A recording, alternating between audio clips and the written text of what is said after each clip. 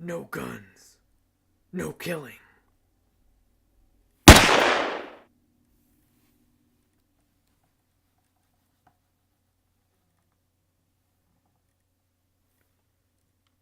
Tell me, do you bleed? You will when I shoot you in the face! Batman.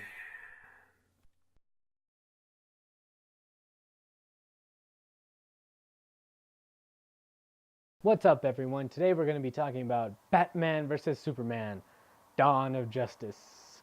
Yes, friends, the day is finally here. We get to see Batman and Superman clash on screen. And what's it like? It's alright. Maybe leaning towards bad.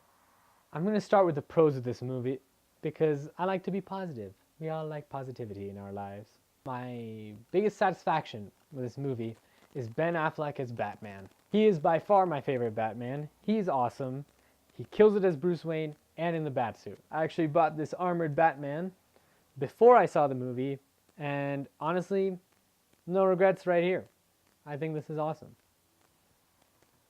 My second biggest pro is that the action and the visuals are amazing. I saw it in an RPX theater, which is Regal's version of IMAX, and the sound was great too. It was just perfect. I would say some of the shots in this movie, in the action scenes and just generally, you could just cut out and frame on your wall as art. They were gorgeous. It is beautiful, a beautiful, beautiful film.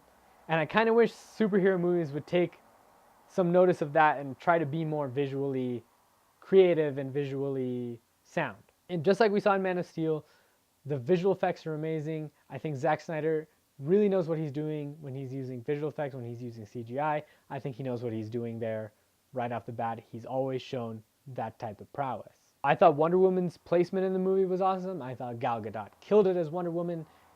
I think that the whole Wonder Woman arc is really good. And she wasn't really in the movie a lot, but the amount she was in was perfect, and I don't think she needed to be in it any longer than she was. Jeremy Irons as Alfred, really loved him. Thought it was kind of fun to have him there. He wasn't really in the movie a lot either. Something nobody's talking about, Lawrence Fishburne as Perry White. I know we've already seen him in Man of Steel, but in this movie, still love him. I'm a huge Superman fan, and so I love seeing the side characters, and I love seeing them represented properly. Now, as you can see, I'm also a huge Batman fan. And so I think my first con with this movie is that Batman just mows people down. Just maybe if they provided some kind of explanation for Batman just killing people instead of having us assume an explanation, because that's what I'm hearing from everyone else, people who I've talked to. They're just assuming a certain thing as an explanation. And to me, that's not good enough. I think that they have to give it to us. And I think it's just lazy writing. To me, that's what it seems like, especially based on what Zack Snyder has come to say about it. It's kind of just like, he's just like, well, in Tim Burton's Batman, Batman shoots people with the Batwing, and everyone loves that movie. So that's what my Batman's gonna do. Because I don't want to write a whole sequence where Batman somehow figures out a way to do this without killing people. And I feel like that's the fun of it.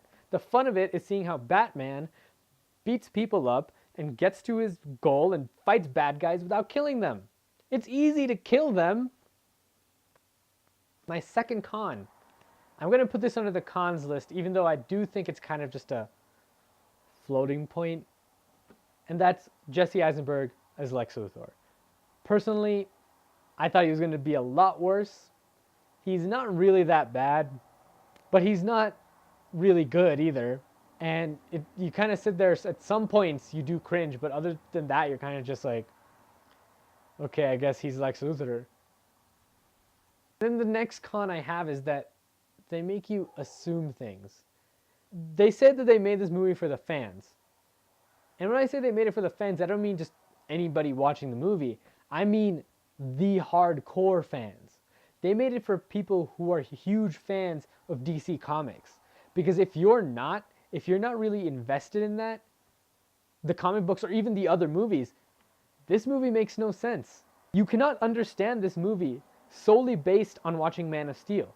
Maybe if you've seen the Dark Knight trilogy, if you've seen Tim Burton's, if you've seen the classic Superman movies, then you can understand this movie. And even beyond that, if you've read the comics, if you've played the video games, then you understand this movie. I would even say if you haven't like taken a look at the prequel comics or some of the promotional materials, the movie is hard to understand. So when I'm watching this movie, I'm having a good time. I'm really understanding this movie. It's pretty fun, and I do see the flaws in the movie, and the editing is really choppy, and the storylines don't really match up, but that's not the biggest problem to me. Yeah, you can hear everyone say that, yes, of course, the storylines, they're really interesting, but they cut in and out so poorly that you'll be invested in one, and then you'll cut out and just be in the other one. And that's a problem, but the real problem is that there's no context provided for anybody. They give you a little bit of context for Batman, but you've got to just know who Batman is. You've got to know who Alfred is, otherwise it doesn't make sense. They don't give you any Lex Luthor context. It's minimal, if it's even there. You could argue it's not there. If you don't know who Lex Luthor is, you're just going to be confused. Like, does he turn into something? Is he just that guy? Like, is he a bad guy? Who is he? Another thing, Clark Kent in this movie is not portrayed whatsoever. It's just the same guy with glasses. So it's like, it's that classic thing. Why doesn't anyone recognize him? Because he's not playing the Clark Kent character, you know, where he gets all meek and he puts on the glasses and his voice is high-pitched. And yeah, he doesn't do that. And I don't think that he can't. I think that Henry Cavill could do it. He was just not told to do it.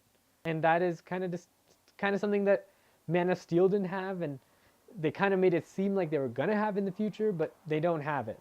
My final gripe, I think, is with Doomsday. Everything that they showed in that second trailer, that's what the movie is. Yeah, Doomsday looks terrible in that trailer. He doesn't start looking any better.